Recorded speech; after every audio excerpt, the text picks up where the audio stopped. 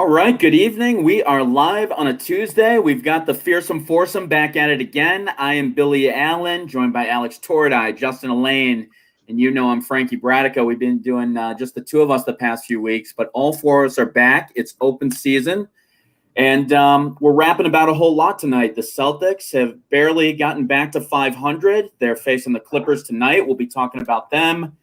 Is Danny Ainge actually going to make a move before the trade deadline? Well, he hasn't done it since Isaiah Thomas. Not likely. We'll talk about that. We'll also talk about the Nets. They're playing some really good basketball without Kevin Durant.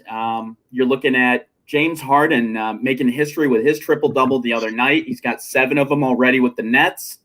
The Hawks said goodbye to Lloyd Pierce. And on to the Western Conference, Anthony Davis has had the Lakers reeling a bit. They're 5-5 since he's down. And J.J. Watt, surprising a lot of people with his signing of a deal with the Cardinals. 2 years, $23 million guaranteed, guys. That one shocked me. But let's start it out with the Celtics. We'll talk a little bit about them. So they have a comeback against Bradley Beal and the Wizards the other night. They're looking ahead at the Clippers, just ahead of the All-Star break here. Guys, how concerned should we be about the Celtics' play over the past month with all the losses piling up against below 500 teams?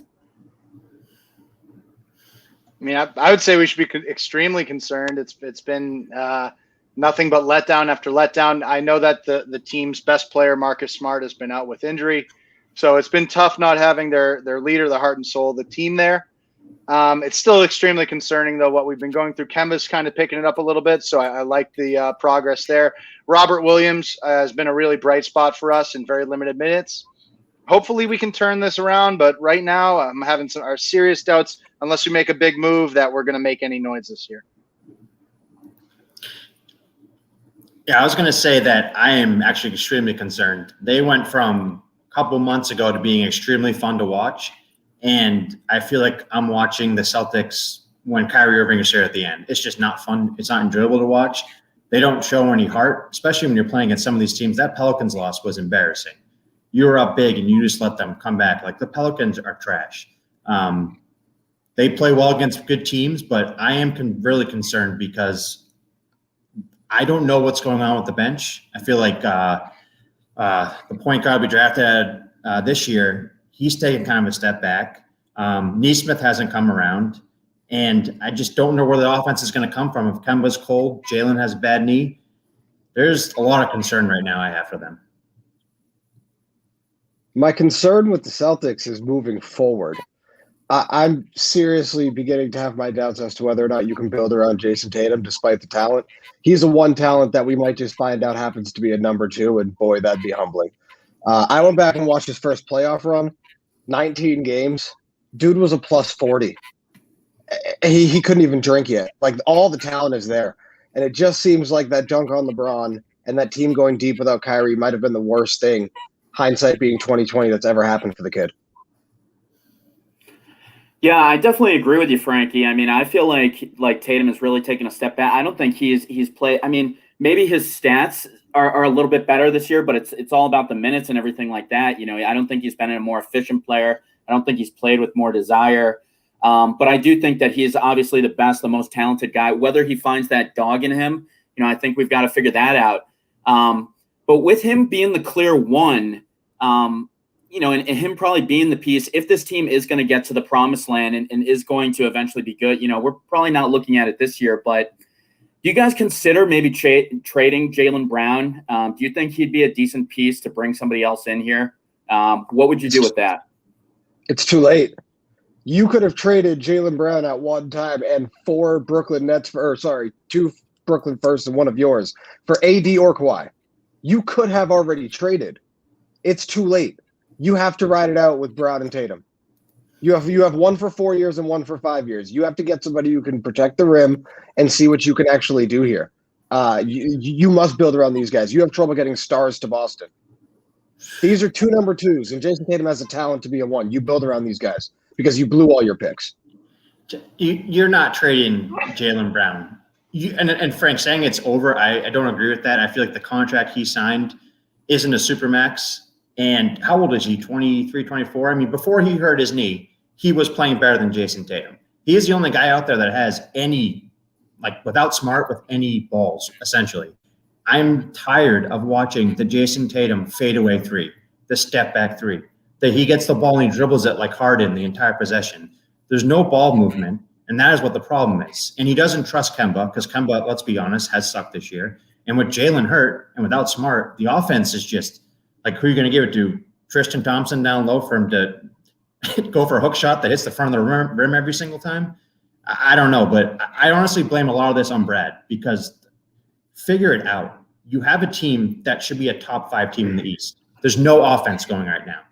Do you really blame Brad, or do you blame Danny? I mean, I just think there's not so much. I mean, I think it has been his fault before, but I think right now you've got to blame Danny Ainge.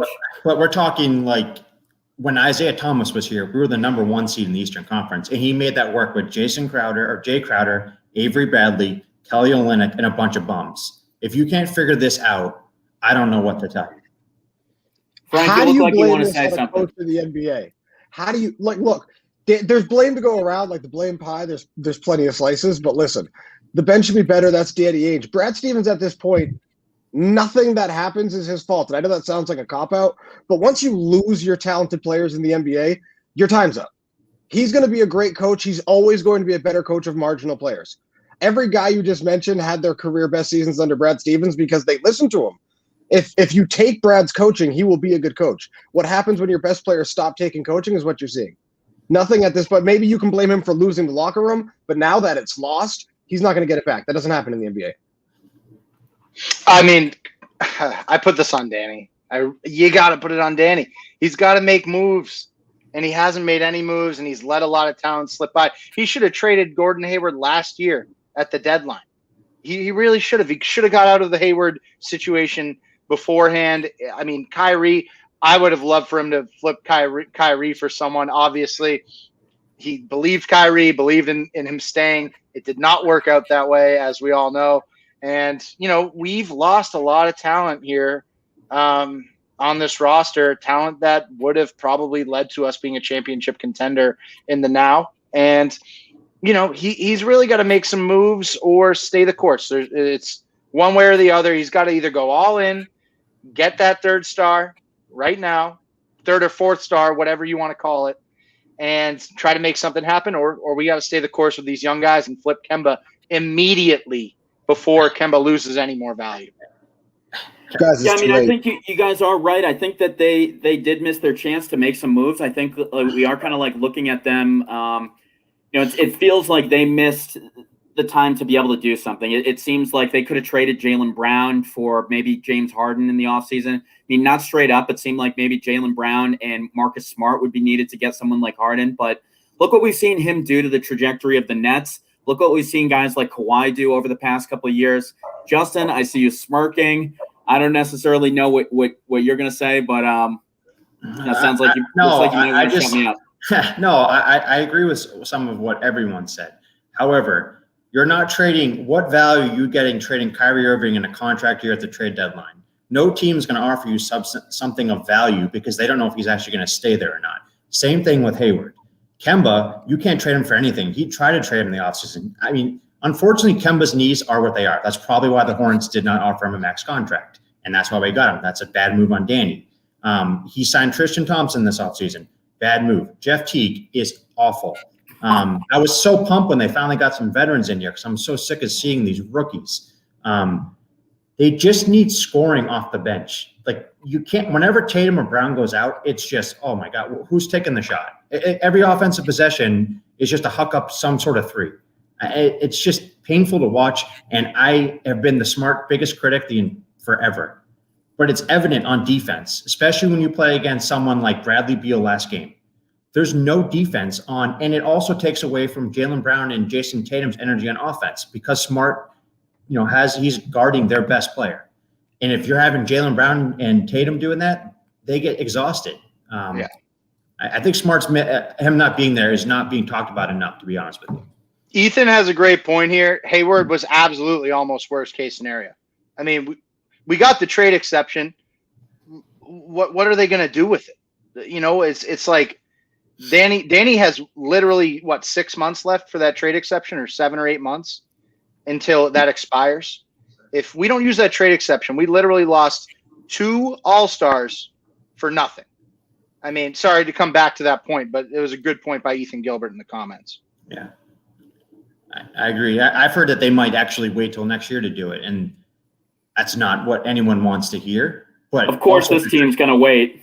But at the trade deadline, wait for 5 years. No, but at the trade deadline, I think teams ask for everything for a trade, and they might ask for less. I don't know, but it's unfortunate because this team was playing great. It was fun to watch, and then I don't know what happened. It just the lights went out, and it's awful to watch. Josh Dollars chimes in saying that we're constantly crapping on Tristan. Thinks he plays good rebounder, averaging 8 and 8. I don't know. I feel like he's lost a lot of athleticism coming over this year. Obviously, and you tried to bring in a guy like Turner. I feel like that was the move that you couldn't miss. But looking forward to tonight's game and looking over the next couple games, Jaylen Brown actually got the nod tonight. He's playing Celtics in a matchup against the Clippers. What do you guys think about tonight's game? They'll show up. They usually show up when they're playing a good team. Your problem is when they're playing the Pelicans. They're going to come ready to prove a point. Nice. They'll probably win. Then they'll go back to losing. I mean, you can just book certain things. Like you can book the Clippers will have tight ass. You can book that the Celtics will come out good. Whether or not they can hold on to whatever lead they get, we'll see. Yeah, they really played down in their competition this year. Like they played well against the Nuggets a couple weeks ago. It's like, who is this team? What have we been missing out on?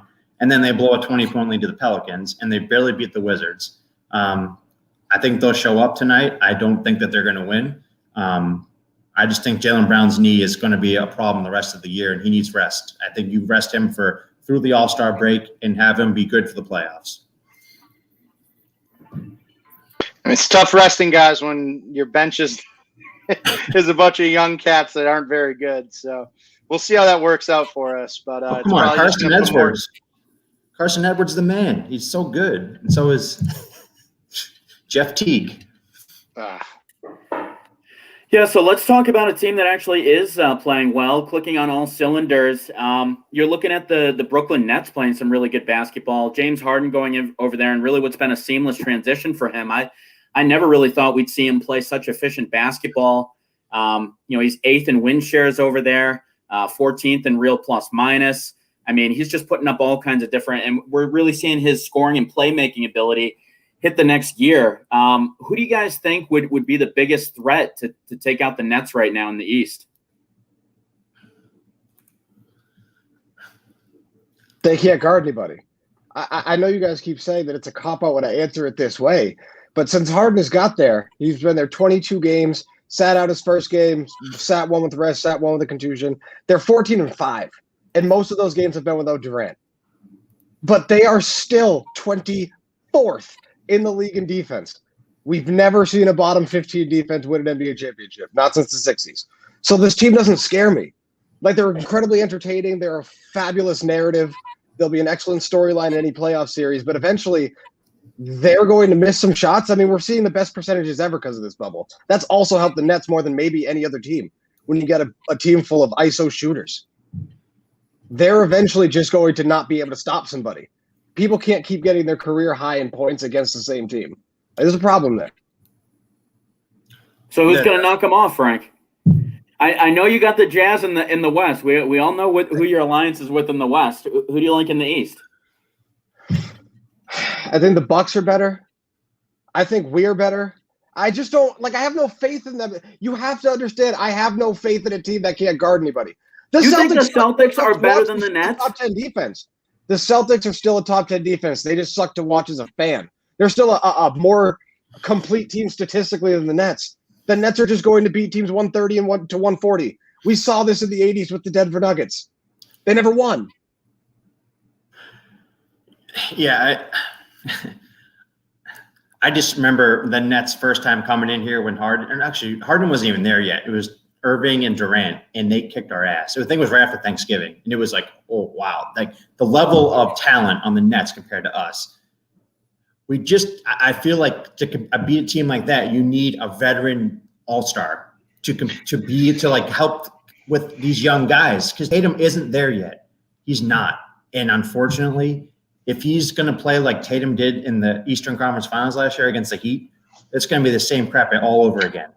Pass the ball, move the ball around, get the open shot. I don't understand this ISO basketball with him. It doesn't work. I don't know. And to answer your question, Billy, I honestly feel like Philly could, if they make another move. They have the shooting to keep up with them. And I don't see anyone in the Nets being able to control Embiid.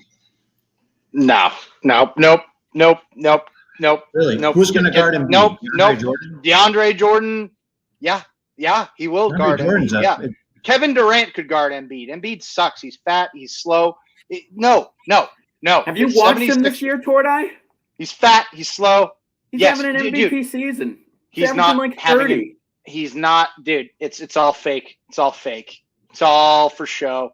It's regular season stats. He's going to get to the playoffs. He's going to shit his pants like he always does. They're going to double him down low. They're going to wear out Embiid. He's not doing anything this year. Ben Simmons is still an absolute liability in playoff basketball. The 76ers have absolutely no chance, especially with Doc Rivers, who's not that impressive a coach, in my opinion. And, the Nets are winning the NBA championship this year if they are completely healthy. There is no one that is going to stop the Brooklyn Nets from winning the NBA championship. There is no team that can stop the Brooklyn Nets from winning the NBA championship. They are literally as impressive as the Warriors in their prime in the dynasty, in my opinion. The Warriors played defense. You had Draymond Green, who plays defense. You have Klay Thompson, who plays defense. There's zero defense on the Nets. And you're talking badly about Ben Simmons. Ben Simmons sucks on offense. But defensively, he's a top 5 point guard defensively, and he's big. He can keep up. I'm not saying he's going to be able to, guard Irving or Durant the entire game, but Danny Green can play defense, and there's no one person on that team that can guard Embiid. DeAndre Jordan is over the hill. If they had Jarrett Allen, maybe, but they let him go. And look what he's doing in Cleveland now. If Brooklyn's going to win, they need to trade for an Avery Bradley type player to help guard the team's best player, because Kyrie Irving ain't playing defense. Harden ain't playing defense, and Durant could play defense. I don't know what happened in his last year in Golden State. He was top 5 defender. I don't know what has happened to him, but we'll see. His defensive rating is good this year. It is? His defensive rating is still good this year. And they've asked him to play center at times. Kevin Durant is very quietly become maybe the most complete basketball player in the world, not named LeBron James. Everything that he's added to his game is tremendous. We always thought he needed 30 pounds. He said F you and added 15, but he is rebounding. He is protecting the rim. He's just a much more complete player than he ever was. He needs to stay healthy. That's a concern. And this team is as talented as that Warriors team. But again, that team, every year they won was 1 or 2 defensive rating. This team is 24th. Up from since Harden got there, they've gone up 5 spots. They were the 29th rated defense. In the 22 games he's been there, they are 24th. They are averaging 118 points per 100 possessions. Terrible.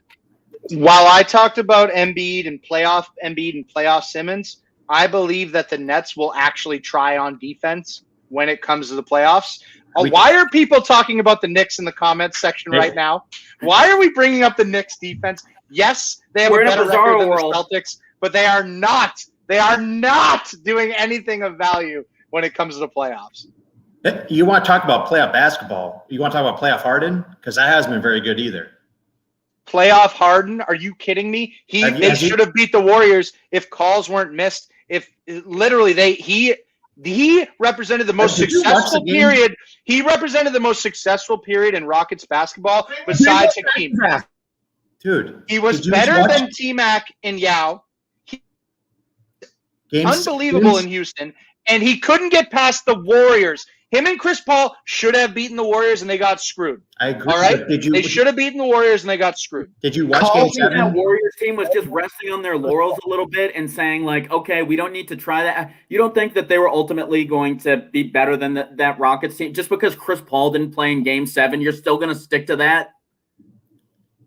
I absolutely believe that Rockets team was on the cusp of a championship. If they beat the Warriors, they have the championship. And the Warriors are the most dominant team we have seen in basketball in the past since the Bulls. Game 7, he shot like 2 of 40. It was awful. He in big games in the playoffs, in games 1 through 3, maybe he lights it up. But when it's clinching game time, Harden never shows up. That's the truth. He will now because he's not going to be triple teamed. Like, that's the benefit of having 3 All-Stars. Yeah, I think in the past he's always had his usage through the roof and kind of dribbled the ball so much that he was so tired. I do think that he will have better legs this time around. I mean, we've already seen it with him being able to shoot at a higher clip and just he's not going to have the ball in his hands as much as he has previously. So we'll see if that's something that translates. But, I mean, we've never really had him. Despite what Alex says, I mean, I've never seen him have an incredible postseason run. I think the Warriors played crappy for a couple games, lost a couple games back-to-back in that series, but I don't think they're ever in serious jeopardy of losing that. And just because they're the greatest Rockets team of all time, Alex, that's like saying, it's like saying that they're the nicest smelling deuce. They were better than you're saying that Harden and Paul were better than T-Mac and Yao? Yeah, Yao was always hurt, and so was T-Mac. The game was also a lot different than it is now, too. If T-Mac could just huck up threes all game, I mean, Yao would be shooting threes like freaking – he'd probably be a 40% three-point shooter in today's NBA. Speak, Alex. Speak. I just feel like everyone's just pooping all over me right now. I don't really like it very much. That's what happens when you say that Rockets team was going to knock off the Warriors. They almost did, and they got screwed multiple times. The NBA wanted the Warriors in the finals, and that's what the NBA got. The NBA wanted the Lakers to beat the Kings back in 2003, and guess what? That's what they got. The NBA gets what the NBA wants. They did not want the Rockets to make it to the finals, and they did not allow it to happen. I mean, you look back at that series, tell me the officiating wasn't skewed towards the Warriors. The Rockets were playing better basketball. The Warriors were literally the best team we've seen since the Bulls, maybe the Lakers of that stretch run as well. But really, come on, guys. That Rockets team was extremely impressive, and we really have to give them more credit. They took the Warriors to the brink, and they were the second best team in the NBA that year, hands down. Can I? They were absolutely the second best team in the league because that Cleveland team belonged nowhere near the finals. I think we both agree on that. But listen, the reason your comment is ridiculous is because you're forgetting that Klay Thompson had something like 40 points in the third quarter of Game 6, and then James Harden did nothing in Game 7. How about play defense? Like, you had leads in both fourth quarters. That's why you can't blame nothing on the refs. You have the lead at home in Game 6, on the road in Game 7 in the fourth quarter. No. James Harden, if he was having a great playoff run, would have closed that. He wasn't. He didn't. And if Chris Paul was there, they might have closed out Game 6. Game 7, they were just nowhere. They were nowhere in that game. Did the commissioner tell Chris Paul to get hurt? Like, I don't understand how the NBA wanted the Warriors in there. The amount of fouls I saw James Harden shooting threes and kicking his legs out to get foul calls. I mean, come on, man. James Harden is the biggest – oh, God, I can't stand James Harden. But the Rockets, created, the amount of free throws that James Harden would get that year is outrageous. All right, is it time for the next subject yet? I was just gonna go. Can we move on? Can we move on? Yeah. Can we move? Can we just? Yeah. It's hard to figure out what our stance is as a unit on Harden. But yeah, let's talk a little bit about let's go to the Western Conference a little bit. Let's talk about a team that nobody's really talking about a lot in the Suns. They've been one of the top teams in the Western Conference. Frank and I talked about it last week a little bit about how the Chris Paul effect has in fact been real. Why do you guys think the Suns are getting overlooked in the Western Conference? Are you putting any stock in them? Because they're the Phoenix Suns, and they're an NBA franchise that has been a joke forever. Chris Paul has been great this year. DeAndre Ayton has stepped up his game. Booker is a top 15 player in the NBA. I just don't see them beating one of the elite teams yet. They don't have another elite scorer yet on that team. Book is a top 15 offensive player. I would not give him the nod as a top 15 overall player. I'd set him squarely in that top 20 to top 25 range, but I respect your opinion, Justin. I think really when we look at the Phoenix Suns and we really dive into the core of that team, we look at Chris Paul and we say, what's Chris Paul done in the playoffs? And he's come up short. And he's come up short with better teams. And I think that this team, they've got two young guys, and I love what Chris Paul is doing for them long term and building their confidence, teaching them how to win. But I don't think that this is the year that they're going to win, and I still think that they're another star player away. And I still don't know that Ayton is a star player. I think he has the potential to get there, but I really don't know that he is a true star, or if he's a third option on a championship team. I don't think Ayton, the player he is right now, is an option. Thank you. We all know I love Chris Paul. I'll get there. DeAndre Ayton, he's a freak that we don't typically see in the NBA right now. That dude, the idea that he's not 20-12 right now at this point in his career is the real problem. The reason we're not talking about them is because their way to make the next step is to have DeAndre Ayton be the guy they drafted, not the guy he's been.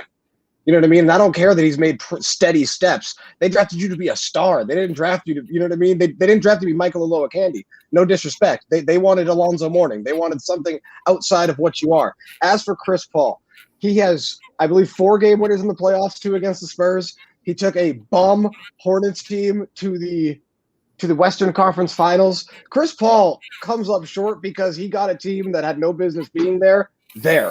Blake Griffin without Chris Paul has done nothing. DeAndre Jordan without Chris Paul has done nothing. Nobody from that Clippers team did jack squat. As soon as Chris Paul went down for the Rockets, they turned inward. They turtled. The idea that the Chris Paul effect is not tangible, real, and visible is ridiculous. Hey, don't be shitting on Peja Stojakovic. That guy was a stud. But that version? I'm kidding. No. The one on his 5th team, Peja? Hey, he's one of the GOATs. Hey, what about David West? What about big David West from Xavier?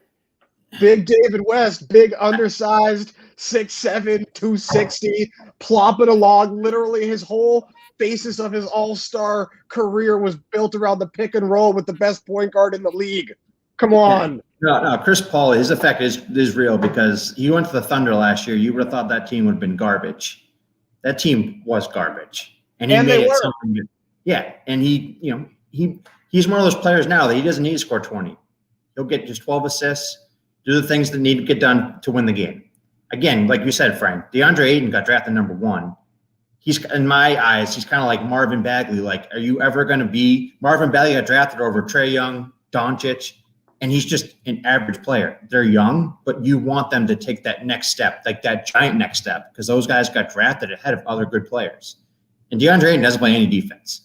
Like, forget about it. Yeah, Rye Sebastian says Chris Paul going scorched earth since losing time to Jake from State Farm. I would definitely say, though, that is something that is true because we saw the Thunder, they were terrible before him. He goes there, they're good. He leaves, they're bad again.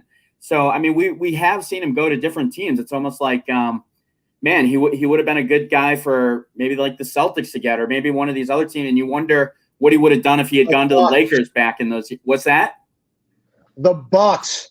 The one guy who could have actually helped Giannis get to a ring, and they didn't bring him in. The one guy, I said it on the show, that's where he needed to go. That was the money, and it didn't happen. That probably was. I mean, I definitely don't think they did enough in getting Holiday. I don't think that was the move. The Bucks sucked. That Giannis stayed. He was like, I'm putting the Bucks on trial. You know, like they've got to do something. And they get J-Rue Holiday, and that's what makes him sign the 5-year Supermax. It just didn't make a lot of sense to me. I can't believe Giannis re-signed with them. I know the money is a lot, and there's a lot of good he can do with that money. I really think he's completely screwed. I think he is going to be failed for the next 5 years by the Bucks. Having said that, hopefully he will continue to develop a 3-point shot, and in 5 years he will be able to leave and go join a team where he can actually win a championship, because it's not going to happen in Milwaukee, and they don't have the capital to bring anyone in. They are screwed, and they are going to be a perennial contender who cannot get over the hump of even getting to the NBA Finals. Let's appease the fans a little bit by talking about everyone's darling this year, it's seemingly from the comments, the New York Knicks. A game over 500, and if you've been looking and paying attention to D Rose, I mean, he's averaging 17 and 8 over his last few games, really playing some inspired ball. I mean, obviously everything that Tibbs has done there, and I'm forgetting all the names of the players as I'm about to say this. Julius Randle. RJ Barrett. And who's the point guard? Who's the point guard from Kentucky? RJ Barrett. No, there's one other kid that's coming out. He's like leading in like Emmanuel Quickly. Emmanuel Quickly. Thank God. RJ Barrett played at Duke. How could I forget that name? But anyway, they've been a really impressive backcourt playing together. Julius Randle is really having a crazy year. We read off some of the stats last week. I mean, he's ahead of Anthony Davis in points. He's ahead of Embiid, Alex's guy. For rebounds, he's ahead of Damian Lillard in 3-point percentage. Really, just putting up a crazy year. Do you guys think that the Knicks can actually do anything? Do you think they're like a player away? What's your assessment on the Knicks? Are they ultimately going to fizzle out in the second half like we kind of all assume they will? I actually love the Knicks to continue at this steady rate of winning. I think that they're at a point now with organizational structure where players are going to want to go there this offseason. They finally have done something. They brought in Worldwide West. They brought in the guy from I forgot what the sports agent, CAA. And they're in a position now where guys are going to want to go there. Guys like Devin Booker, guys like who are signed to CAA are going to want to go to New York, and other players are going to ultimately want to go there. The Knicks are still a premier franchise, and the opportunity to live in New York, I mean, it's something that I think NBA players want. We'd be crazy to think that now that this team is actually doing something good and that they have organizational, pieces that are going to help breed excellence, that they aren't going to get great players, because New York's always been a destination and considered by the best players in the NBA. And now finally they've done something. That idiot Dolan has finally done something. Yes, Ethan, yes, they are still the Knicks, but yes, it is looking up. So that is the point. It's looking up. They're continuing to win at this steady pace, which is slightly over 500. That's about accurate. They're fine. They're a good little team. I think you're right about the free agent destination. My issue with that is you're late and it doesn't matter, because last year Durant wanted to go to you and Kyrie Irving didn't, and both those guys now have Harden in Brooklyn. And even if I don't believe in them, you could have had that in New York if you weren't a dumpster fire 2 years ago. I mean, a year and 9 months is what I was going to say. Yeah, James Dolan's still the owner, right? So they not only did Durant not go there, they didn't even give him a meeting. Like, he would have, entertained a meeting. They didn't even take it. Tibbs is a great coach. He's got all his players playing hard. I don't see any stars on that team, though. Randall's having a good year. He's a good player. I don't see him ever being like a number 2 on a championship team, or maybe a 3. But other than that, they have a bunch of nice young players that play hard. RJ Barrett's going to be a good player, but I don't know. James Dolan's still the owner, and a lot of NBA stars don't want to play in New York because of James Dolan. It's sad because, I mean, like you said, it's a great market. It's a franchise that everyone wants to play for, but James Dolan has put a shadow over the Knicks in a negative light, and I don't know when that's going to change. Do we really think that that's going to be a destination for guys now? I mean, I know Alex was just saying that maybe guys like, maybe some of the free agents that hit there will go. But I feel like even a couple of years ago when like Kemba was Kemba's a New York guy. He grew up there. They were willing to offer him a ton of money. They've really swung and missed on a ton of different guys. Do you think that somebody is ready to go to the Knicks and save the Knicks? The issue is with the last words you said. Nobody's ready to come save the Knicks. Durant wanted to do it, and they couldn't get their head out of their bums. Like, nobody's going to come save the Knicks. But if they build something good, which is what they're doing, and they continue to win games, which is what they're doing, I know I'm mocking them, but they are. Money, which one of our commenters just said, and B, they play in Madison Square Garden. We all went around and talked about the Knicks, and nobody mentioned where they play. And every NBA player, even the ones that don't respect history, want to go score points in Madison Square Garden. You give them the bag, and you give them the opportunity to play in Madison Square Garden, the Knicks will still be a free agent destination now that they're not looking like a dumpster fire. Yeah, we'll see. All right. Well, let's talk a little bit about the Lakers. They've gone 5-5 since Anthony Davis went down.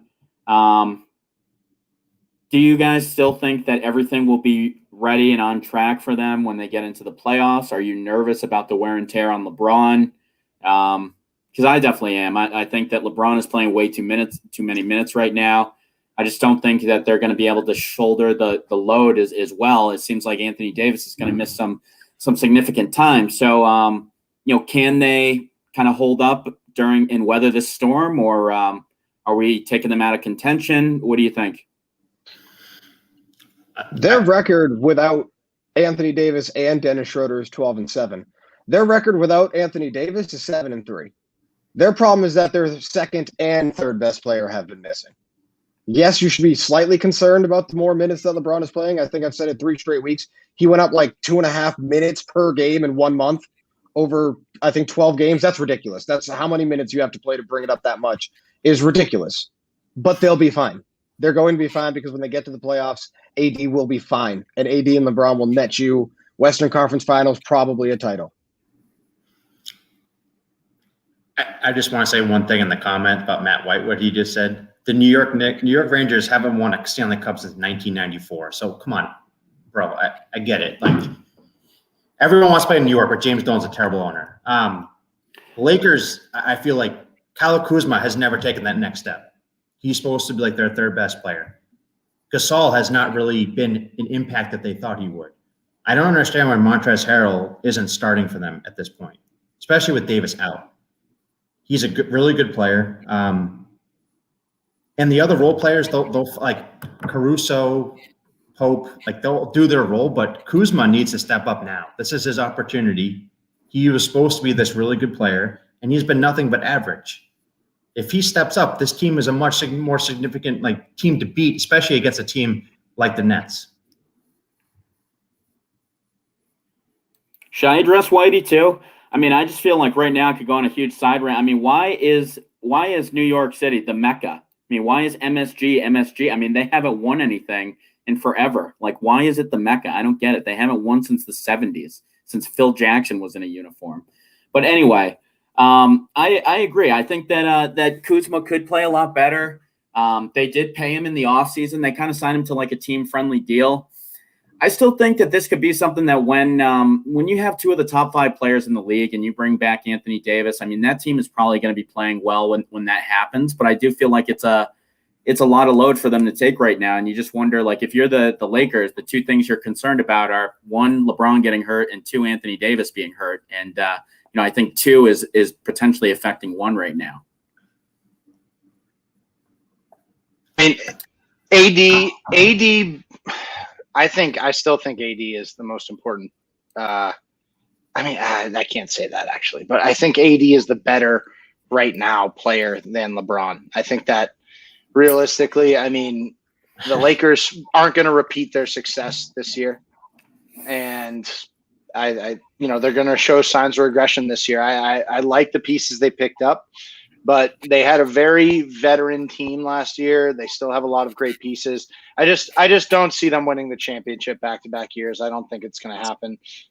So I don't think they'll even be in the finals. I really think the Clippers are probably going to come out this year, or another Western Conference team. You said that they drafted Kuzma to be a certain level of player. No, they drafted Kuzma and he was better than Lonzo Ball, so he got all this hype. Kyle Kuzma was a 27th pick in the NBA draft and averages 20 points a game. He is a career high in rebounds. What more do you want from him? If you thought he was going to be 24 points a game, that's your bad. quote our host. Like, he's at about his ceiling. That's about where he can go. What you can ask of him is that he can be a little bit more consistent shooting behind the arc. Schematically, it would help the Lakers out a lot more if he was more of a floor spreader. But that he's a 27th pick outside of Tony Parker. Name me the last player, and Draymond Green. Name me the last player in the 20s or after that mattered. Rudy Gobert. But you say that, and I agree with you, but didn't LeBron say Kuzma's supposed to be our third best player? He's like been preaching that for 2 years now. And all you're asking is to hit a couple shots. That's all he has to do. Everyone's shooter so he could be fourth. And he's been a relatively consistent fourth option. They're not supposed to be missing 2 and 3. And you shouldn't expect that he can slide up next man up. He can't. He's never going to be able to do that. So at this point this year, who's had a better season, Caruso or Kuzma? Kuzma. What? That's Kuzma. Dude, Caruso's plus minus when he's on the floor. Everybody's rating is through the roof. Caruso, the hype on him is not great. There's a reason he doesn't play more minutes. I get that. But there's a reason why Julius Randle has a better 3-point percentage than Damian Lillard. He's taking about 200 less. Has anyone seen Kuzma score more than 20 points in the past year and a half? Because I don't think I have. I just feel like he's been sort of – I get it. That first year, there wasn't that many people on the team, and he scored a lot of points. I don't know. If his stock was really high after that year, they should have traded him then, because now he's just – Frank, why do you keep crapping on Randall's 3-point percentage, by the way, too? I mean, the guy's a career 23% 3-point shooter, and he's shooting 41% this year. Is he the guy that deserves a lot of – I've hit more threes this year than Klay Thompson. You know why? Because there's a torn ACL. I believe stats out of context aren't exactly giving you the best and most clear picture. That's getting 1.5 threes a game. How many do you want your power forward to hit? When you're but again, in the stat, you choose a guy who takes about 9 threes a game. Do you know why? The percentage is bound to go lower. I'm just saying out of context, it doesn't make sense. You said he takes about, and I don't think it's 1.5. I think it's 2. But it's not the point. The point is you're comparing him to a guy who takes 9 or 10, and he's shooting from 35 feet. Obviously, he's going to shoot a higher percentage. All right. I mean, it's just let the Knicks fans have something. This actually news to me. I didn't even know Julius Randle shot threes. This is great. Justin's going to play with him in 2K later. I mean, Christ, if he can hit threes, Giannis, let's get it together. Ben Simmons, get it together, man. That's what I'm saying. I mean, he's one guy that you're gonna crap on. Oh, here we go. We got another paragraph from Whitey. Good Lord, this kid's writing a thesis tonight. Look at this one, taking up the entire screen. So we'll try to pop that up in a minute when we can.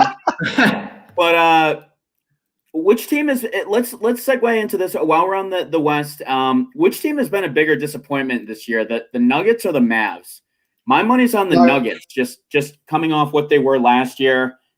Everything that we expected Jokic to be and everything that we thought that Murray was going to be. I'm kind of surprised that they're not ready to take the next step, especially with, you just thought that Michael Porter Jr. was going to, he just kind of can't stay healthy. For me, I'm definitely disappointed in what the Nuggets have done. Do you guys think, are you riding with the Nuggets or the Mavs for the biggest disappointment this year? The Nuggets. The Nuggets have more talent on that team, and they have what would be, with a better record, an MVP caliber player. I mean, this is great. That's the best comment I've ever seen. Hell yeah, Courtney Allen, let's go.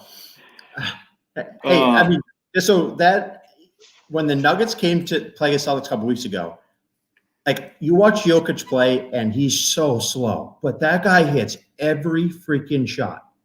It's unbelievable. And I want to say the Nuggets, but I also feel like Porzingis, they're trying to trade him now. We all thought that was going to be the future, duo. And now they're trying to get rid of him. Granted, it's Doncic and a bunch of role players, but. Yeah, I think the Mavs are definitely the bigger dumpster fire right now. They're about to trade Porzingis. I mean, I thought they had that Euro connection going on. Him and Luka were going to bro out, just be super European, win a shitload of games. not looking that great right now. Mark Cuban's trying to ship him out. I mean, I'd love him. I'd love to get Porzingis for Kemba. Give me that all day, but that's not happening. Give me that all day. But I mean, Nuggets, they need MPJ to step up, man. They need MPJ to become a superstar, and that team will win a title. I think in 2K they would deny that trade too. By the way, they wouldn't even. I was just gonna say, how does that one look in the trade generator? Probably not too bad right now because Kristaps Porzingis overall is probably like an 83, and Kemba's got to be at least an 86 or 87. So you might actually be able to get by with that trade in 2K. Believe it or not, just saying. Kemba has been like maybe top 20 point guard this year. Maybe he's coming back off the injury. He's starting to pick up a little bit. He's old and he kind of sucks now. I don't know. Yeah, he sucks. Porzingis' problem is that he's shown himself to be wildly inefficient. Ever since he left New York, if he's taken less than 20 shots, he's probably going to shoot a low percentage and have a low impact on the game. It's really weird to see from a guy who has skill. He's 7'3", he can shoot from anywhere. He has dribbling skills. He's a very good passer. And to watch him have no impact on a game, even when he puts up numbers, has almost no impact on games. I also feel like once he went to the Mavs, he just became a three-point shooter. Like how many three? Like you're 7'3", go in the post and have you seen him post? I understand it's nice to say that, but have you ever seen him post up and try to back down? I don't know. You would think he'd be able to. He's 7'3". He can't. If you watch it, he gets bodied up by like guards. Even on like switches on pick and rolls, when he gets a smaller guy on him, a definitively smaller guy, he still has trouble and not shooting over them. But actually dribbling down, making a drop step or a hop step or putting his shoulder in there, he struggles and he shies away from contact even when they're smaller. I gotta say, Whitey, I agree with you. Like we love playing in front of Donnie Wahlberg. That gets the people going in Boston. Yeah, Whitey made a great point here. New York has all that, and they also have something that athletes love, and that is chicks. Athletes love chicks. It's what they do. Listen to Blake Griffin stand up. Listen to how he talks about NBA players and women. Alex, it's hysterical and it's true. Alex, are you saying the women in Massachusetts aren't good enough for you? I'm saying the women in Massachusetts are better than the women in or aren't better than the women in New York for what the NBA players are looking for. But also New York has we got all the Courtney Allen cap space in the commenting world. in, let's not chase them all off, Yeah, seriously. We need as many mass women as we can get. Should we try to take a look at this paragraph here? Oh my God, Whitey, Jesus Christ! The fans eat, sleep, and breathe basketball. Blah, blah, blah. They've become Brooklyn fans. God, I wish we had the phone line open. That'd be so nice to get Whitey on there. So let's go to the NFL. We've got 13 minutes left. J.J. Watt signing with the Cardinals. I think everybody's mouth dropped a little bit when they saw that. It was just. I mean, it's not the worst move. I mean, he's getting some money, and that's fine for him. I'm never going to begrudge somebody that's getting money, but just he wanted to go to a contender. I don't think the Cardinals are going to be a top team in football this year, and I just wonder how much of an impact a 32-year-old hurt J.J. Watt. I mean, he's been hurt for a lot of the past couple of years. Obviously, he could still have a renaissance campaign and not be the worst thing, but my money was kind of with him going to either the Bills, the Packers, or the Browns, one of those teams. Just Cardinals kind of came out of the woodwork. What do you guys think about the J.J. Watt decision for him and for the Cardinals? Absolutely love it. J.J. is going to tear it up in Arizona. He's going to a warm weather state, nice and hot. It'll be good for him as he gets older, a little bit easier to play in the heat in Arizona and get through training camp and all that than it is getting through it in the cold winters and everything like that, which are really tough on the body. I think that Arizona Cardinals team has a really, really strong defensive presence going forward. They got Budda Baker, Isaiah Simmons, Patrick Peterson, J.J. Watt now, Chandler Jones, and a lot of other really solid young players. And they've got the quarterback. They've got some great players on offense. Kyler Murray is electric. And that offense is just going to get better and better. We're going into year 3. Expect to see them take a leap and expect to see some really, really great results from that Arizona Cardinals team as a whole. I think that they're going to bring in some other great pieces. JJ goes there. Other players are going to follow that. Is Houston not a warm area? But they absolutely suck ass. Those freezing winters in Houston. I feel like it's a better option than Green Bay is all I'm saying. JJ Watt's chasing a ring at the end of his career. You should have gone to a team that's about to go there. The Packers would have been good. The Cardinals are not going to be a title contending team. They're not even. They might be like the third best team in their division. The Rams are better. If Russell Wilson stays, they're better. Cleveland would have been the place for me because you could have been the second one with Myles Garrett, and that defensive line could have made serious damage. But we'll see how it goes. It's an interesting schematic strategy when you have a crappy secondary and you're almost definitely going to release Patrick Peterson because he doesn't want to restructure and you're not paying him. That you would say we have Reddick and we have Jones. Let's just add more pass rush. If we can get them to get rid of the ball in 1 second, they won't be able to find out that our corners blow. And I love Budda Baker, but Isaiah Simmons was okay. Okay, they have poorest linebacker representation, unless you count Chandler Jones as an outside linebacker, which he's listed at, but F you. He puts his hand in the ground and rushes the passer. He's awful uncovered. He's not a real linebacker. And they need so many pieces on defense that isn't go get the passer. You have Jones and Reddick. They're not like the cream of the crop, but in the last 6 years, not many people have more sacks than Chandler Jones, and Reddick is entering his prime. So why you would go out and get redundancy when you need so many other pieces, even on that side of the ball? You need an offensive line, but that's the side sport. Yeah. On defense, you need so many things, not pass pressure. I just don't understand. Let me counter that by saying this. J.J. Watt was double-teamed more than anybody outside of T.J. Watt this past year. So if you're putting him on the same side with Chandler Jones, I mean, don't you think they're going to be able to make some you're not going to be able to double team both those guys. I mean, they are going to be able to get after the quarterback. I'm not doubting that. Can you tell me how many sacks J.J. Watt has the last 2 years combined, please? Because he's been double teamed every single play. He's the best player on a terrible defense that you could double team him every time on. Are you aware that Aaron Donald and T.J. Watt were the most doubled players at their respective positions last year and also had the most sacks?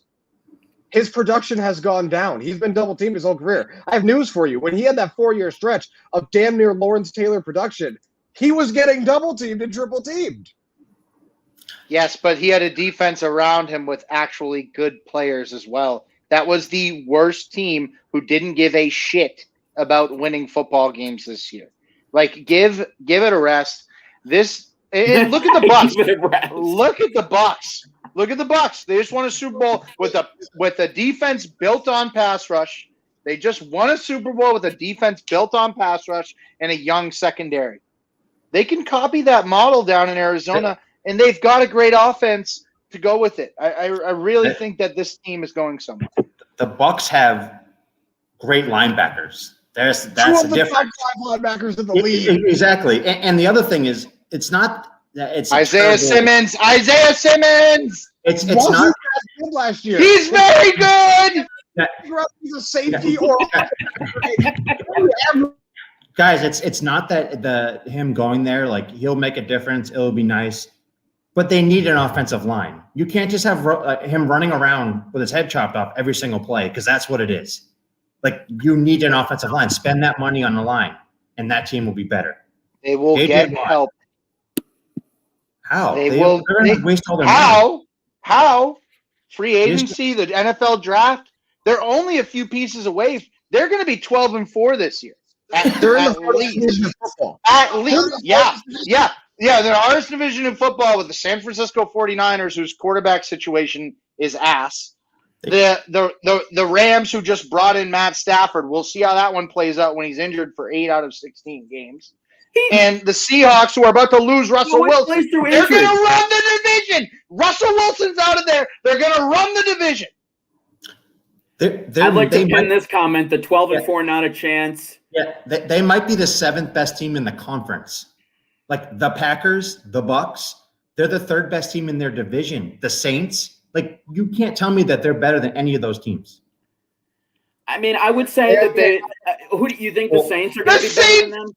The Saints, Drew Brees can't throw a football beyond 20 yards, and we don't even know if he's coming back or not yet. Did they or did they not win games with freaking Bridgewater the year before. They somehow won games with Taysom Hill last year. They'll figure it out. They're a better team altogether than the Cardinals are.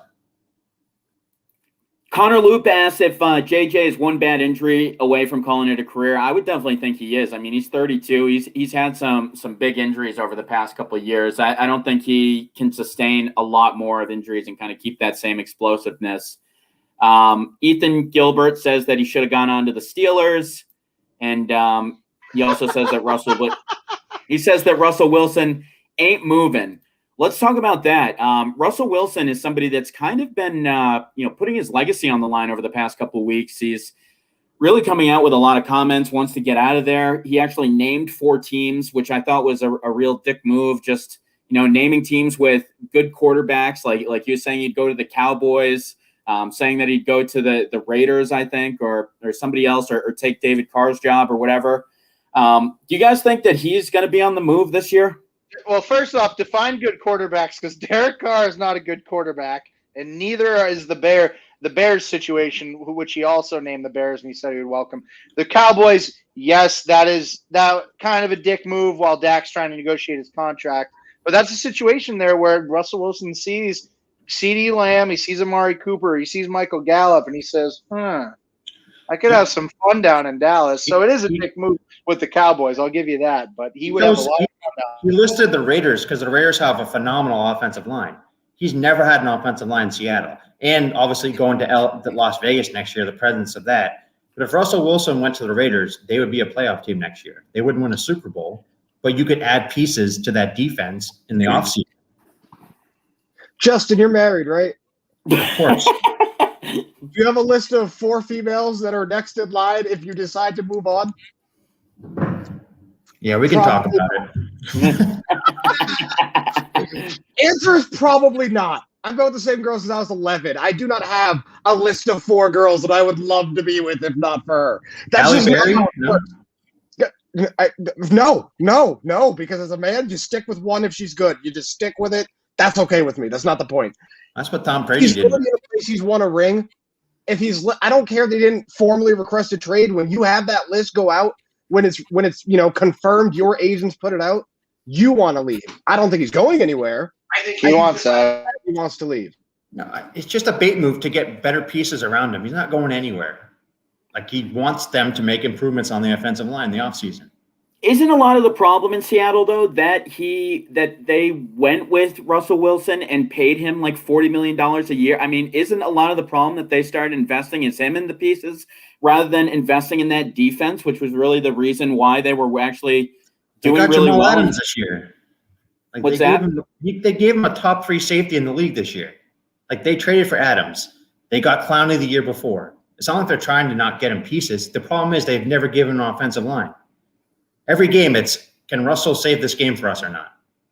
For the record, they've drafted a butt ton of offensive linemen since Russell Wilson got there. Their problem isn't that they haven't tried. Their problem is that they haven't hit. Like, if you don't hit, it doesn't matter. It's the same as not picking them. Like, Tom Brady didn't have any weapons his last season in New England, but they got him AB and they drafted a wide receiver in the first round. Doesn't matter that the wide receiver was chips. The effort was there. They've drafted him a bunch of early round linemen that just haven't panned out. But at this point, if you're Russell Wilson, why do you care about that? Yes, you've tried. You know what you haven't done? Actually provided. I blame it on Ciara. I never liked her. Don't forget the other receiver that the Pats got for Brady. Who was the guy they brought in from Atlanta? Emmanuel Sanders. Or no, Sanu. Sanu. Sanders, but Brady wanted Sanu. So we really can't blame the organization for that. Ooh. So we talked about him for just a minute. We'll close out the show with this. The Cowboys are pretty far apart in negotiations with Dak. I'm going to assume that they're eventually going to cave and get a 1-year deal done or something. But do you guys think that there could be a new quarterback in Dallas? I don't think so. Maybe Russell Wilson if his demands get met. I think they're going to have franchise tagging him again. I would say so too. They're paying. I think Dak's being awfully greedy. I think he just needs to take a very good contract rather than the best one ever and just lock it. Lock in the pay, lock in the money, dude. You know- 33 million versus 35 million. Who gives a shit? No. Stafford and Carson Palmer have both been the highest paid quarterback in the league. Being the highest paid in pro sports does not mean you are the best. It means you are free. It means you were at the top of the market at a time when the market got a new cap set. That's what happens. I don't expect anybody to top Mahomes, but anything short of Mahomes, people are going to try to match. If you're Dak, you should not be trying to get anything less than $40 million a year. And no, I don't think he's worth it. But that's not how sports work. They don't just give him back. Tom Brady gave back, but he still signed a brand new signing bonus where he took home 80% of his guarantees every couple of years. Like, it doesn't work like that in sports. I'm sorry. So if they give him a 5-year deal for $35 million off that ankle, he shouldn't take it? Why? By the end of that 5-year deal, the average quarterback salary will be $40 million. I'll be underpaid. Russell Wilson is the 4th highest paid quarterback, and he signed his deal 2 years ago and was the highest paid. That's how economics work in sports. You don't have to be the best. You have to be free. If I'm him, like, I'd do a 3-year fully guaranteed contract like Kirk Cousins. Just like give me. The Vikings have extended him twice. Stunning. What are you watching? Kirk Cousins' agent must be the best agent. Only Kirk Cousins can command a 3-year guaranteed deal, dude. How about that? or did he say you like that? And get extensions with not stellar play. And his receivers hate him too. Yeah, Dak's not going anywhere. I feel like he'll be back. They'll figure it out. He was playing at an MVP level before he got hurt. With no offensive line. Yeah, they were all hurt, and their defense sucked last year. Their defense is going to suck this year too. Well, Mike, what's his name? The head coach? McCarthy. I thought he studied all the stuff for years. He figured out coaching. And then you watch them on the field, you're like, you guys look terrible. I mean, he admitted he didn't watch. He said during his press conference, well, obviously I told Jerry I watched all the games, but I didn't. He was wonderfully transparent. Doesn't it show? When you see an offense with no movement in today's game, Andy Reid's entire offense is wide receivers, flip sides, fullback kick out, tight end move, 4-yard shovel pass. Like that's NFL offense nowadays. And when you see the Cowboys line up in I formation and single back behind no offensive line, wow, it's archaic. Oh man, Cowboys should have brought in Eric Bieniemy to be the head coach, but they're locked into Mike McCarthy. Eric Bieniemy, I don't think is going to leave there because he's going to wait for Andy Reid to retire and he'll have Patrick Mahomes. Like, I honestly feel like he doesn't want to take another head coaching job because Andy Reid, how much longer does he have? It's kind of like McDaniels. He's just waiting it out, even though the Kansas City offensive coordinator is far superior to Josh McDaniels. I just think, why would you go to another franchise if you have that waiting? Well, you didn't like what McDaniels drew up this year with Cam? You know, the predictable Cam Newton 1-yard run play. My McDaniels beef goes back like 2 years. I just feel like he overdid a lot of things, but you're giving him too much credit. My problem with McDaniels goes all the way back to those 3rd down screen passes and awful wheel routes to Shane Vereen. I have had my issues with McDaniels for years. He makes terrible situational calls. If he didn't have Belichick wiping his ass in the 4th quarter, he'd be even worse. I have no faith in McDaniels. Or have Tom Brady save him. Cheating your first year. Like, if you're Bill, you've been cheating since college lacrosse. Okay, you came from the Mecca. Learn how to do it, buddy. And you drafted Tebow. Everything you did pissed me off. Never been a fan of McDaniels. Yeah, but if the Patriots suck this year again on offense, what job is he going to get? Because it'll just be, well, you were Tom Brady's just go-to person like Bill O'Brien. He'll still be a better coach than Jeff Fisher. There'll be a job out there for him. Jeff Fisher. Maybe better than Adam Gase. Yeah, Jeff Fisher's career makes no sense. He was like 500 for like 18 years. Why was he kept on? Anyway, we couldn't finish a show without crapping on McDaniels. That's going to do it for us. The 4 of us are back, and we appreciate everybody for tuning in, commenting along tonight. This was a good one. So we'll check in with you next week. Same time, same place. Talk to you then.